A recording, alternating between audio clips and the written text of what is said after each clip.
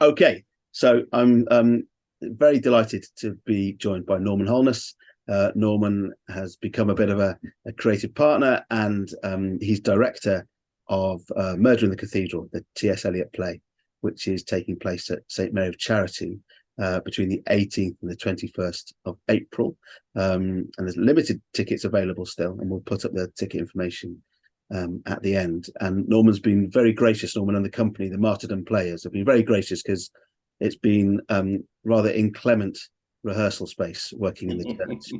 But I suppose, Norman, given that similar to the 12th Night, which is a play that's also going on in Faversham the same week, and we've got like a ticket promotion with those guys, that they're really going for the setting it in Christmas at Christmas time, even though it's in April, and they're going for a big comedy. So I think that's where the comparison ends. But the play is set across the Christmas period, isn't it? Yeah, it leads up to Beckett's martyrdom on the 29th of December. Eliot doesn't actually say how many days or weeks prior to that we start the play, but it is I would think mainly November, December time. But there is no definitive timeline until you get to the 29th of December, when the daring deed is done, as it were. Excuse me. So yeah, and you are right. It has been a very cold church to rehearse in, but it's a lovely church, and all the cast are enjoying it, and we're only too pleased to be recreating what we did down in Nonnington in September last year. Well, that's right. And when I came to see the production in Nonnington, the first thing that struck me was you've gone for a very dynamic option where Eliot uses this Greek chorus idea. I mean, was that a conscious thing to have? Because they're really alive, that chorus. They really kind of get stuck into that. It's a different approach, and I hope Mr. Eliot wouldn't be too angry if he was still here today. But I just felt I did it first in Herne Church in about 1998, and the chap who's playing the first night, Keith, wanted to recreate it, so we've gone for it. And I just feel today's audiences, I know I personally, I just don't feel as though I want to sit and listen to 12 angry women chanting the words that my chorus of three girls are saying. So I've tried to address the people that would be attracted to the play in a more modern approach than the Greek tragedy. So that's why I've done it that way. Although the poetry it sings through, doesn't it? Isn't it? It's not his first. Is it his first play? It's definitely an early play, I think. And I don't honestly know. I no. must confess, I didn't do a lot of research. I just like to let the script do the work. Yeah. And the script brings out the characters of the people, the different four different tempters, the one who's for the gay life, the one who's more for the governmental life, the one who's trying to trick Beckett into the martyrdom. So I tend not to research. I just go for the one that's there. Yeah, and because I think he kind of went back and critiqued his own play, and a couple of other early plays. He talks a lot about he'll write. It starts with poetry for Eliot, which is why I've always liked his drama. Starts with poetry, and then sort of he lets it sit, and there's like an unconscious secondary thing where the drama then kind of comes out, and it's quite dreamlike, some of this play. Would you say there's definitely points where, even though there are these ghosts or these tempters, these knights, the role of Beckett in your production is very dreamlike and quite transporting, I think. In that first act, when the four tempters come to him, we've tried to create it that these are his own thoughts, and the bit of research I read in the notes in the script, Eliot imagined that maybe you could have all the tempters wearing a mask that mirrored whoever was playing the character of Beckett. But what we've just gone for hoods and these voices that are in his head.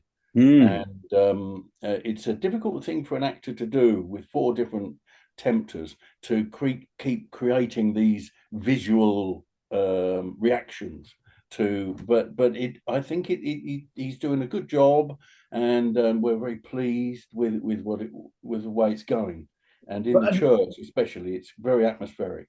Well, yes, I think I'd agree. I think people who are coming to the Faversham production will find that very much. And it's becoming, you're sort of going on tour. You've got multiple productions now. Yeah. So you're playing. It's going to Bridge Church. Is that We're right? going to Bridge in May, and the church committee at Wingham are also looking at the possibility of doing it.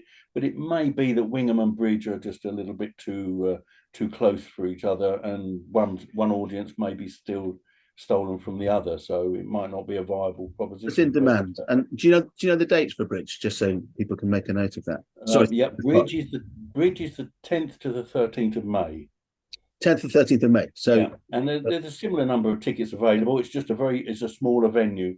So that's the joy for me, is that each church we go to is different. So I have to replot it. I have to change entrances and exits, and so it brings it alive for me again. It resets it, and then just because you haven't got enough to do, you felt that you have an acting role in this production as well as a directional role. What's your role in this? I'm playing the third tempter, who becomes in Act 1, and who becomes the third knight in Act 2. It's probably, thankfully for me, the smaller of the the four parts for the knights and the tempters. But it's nice, because when you're directing something, once you get into the theatre or the venue, and you've set the tech rehearsal, then it's gone. It's not yours anymore, and all you've got to do is worry until it finishes. Yes.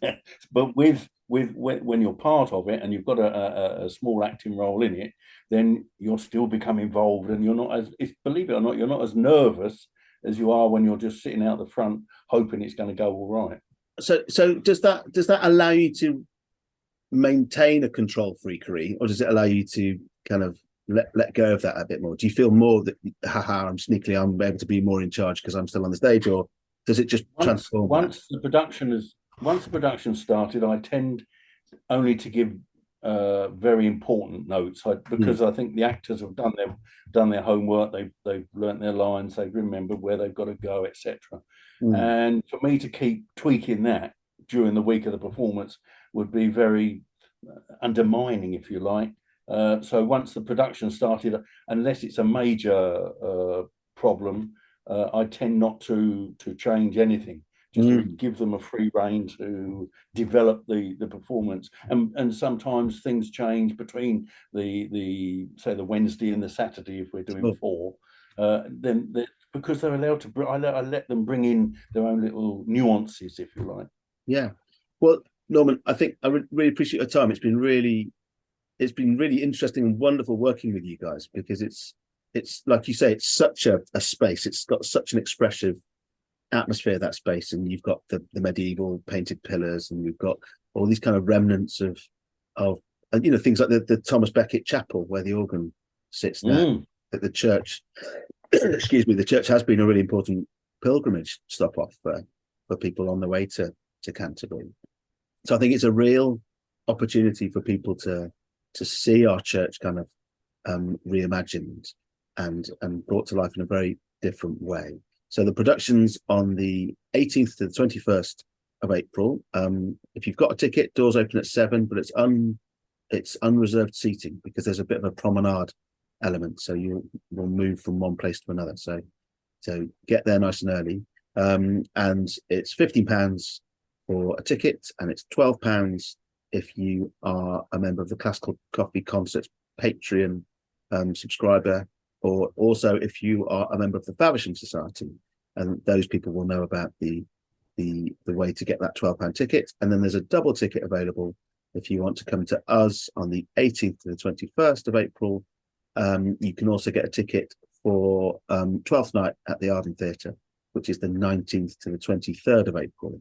And that double ticket's £20, and that's a very good opportunity to spend cultural capital in Faversham. which we're very supportive of. So Norman, thank you so much for your time, and thanks very much to the company, because I know that the effort that they've put in, it's going to be a fabulous production. It's going to be really good. And just thanks again. Well, thank you to you for asking us to come along. It's been a joy to do, and I think the people of Faversham, I don't want to embarrass you in any way, but I think they are very lucky to have, no, seriously, those Saturday morning concerts that you put on and everything else. I think Faversham is vibrant, more vibrant because of your efforts, and thank you very much. That's very kind of you to say too. No, thank you. Okay, cheers.